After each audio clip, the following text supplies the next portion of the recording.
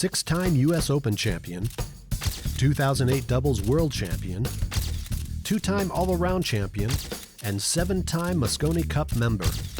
Just a few of the accomplishments that the current #1 pool player in the United States has achieved.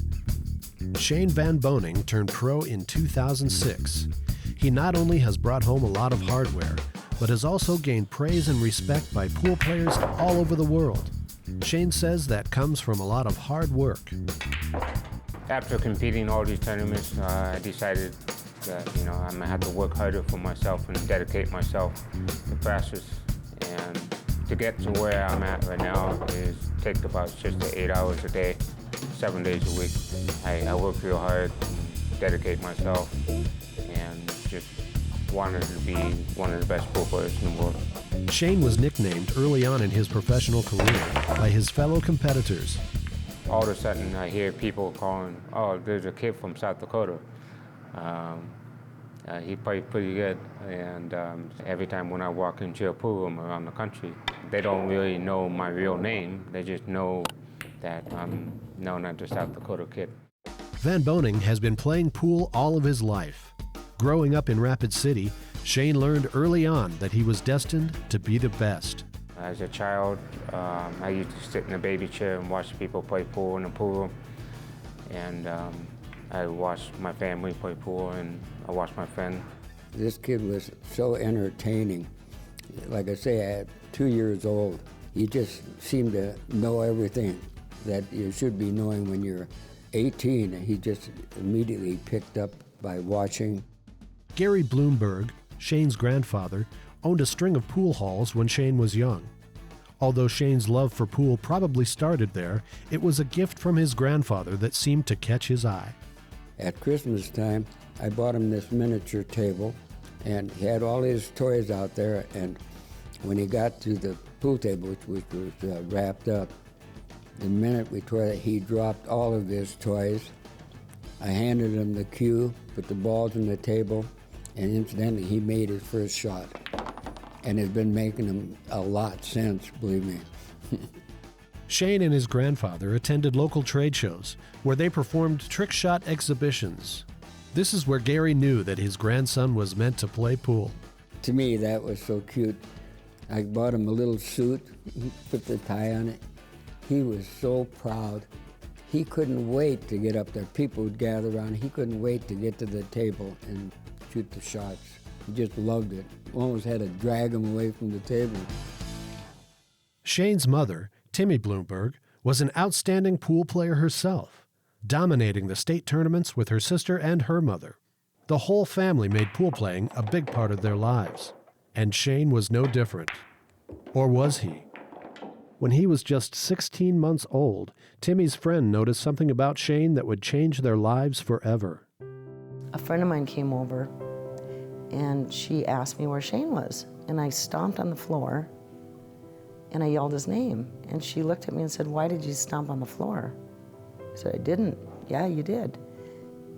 And then she said, he can't hear. Shane was born with near total loss of hearing in both ears.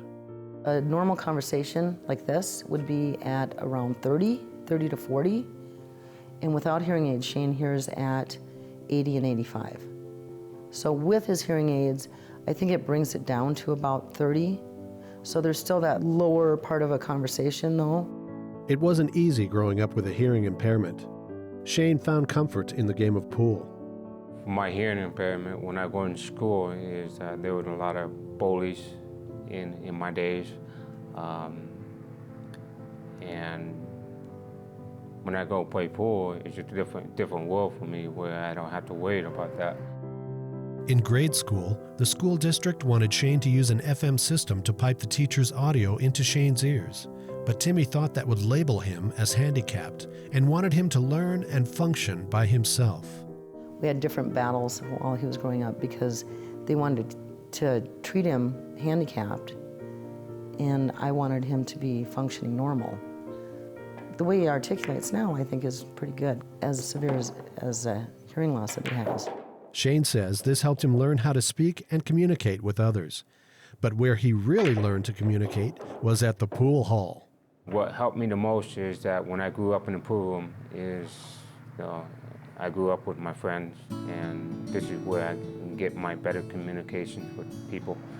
Otherwise, most hearing impaired people out there, they don't really speak very well. Some say the hearing impairment is an advantage during a pool match.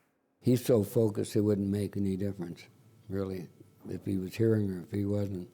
If I have an important match, if I really want to win, I usually turn them off.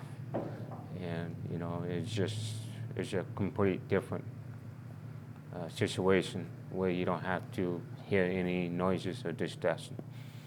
A lot of professional pool players are complaining that I don't hear anything when I'm playing pool, and they do.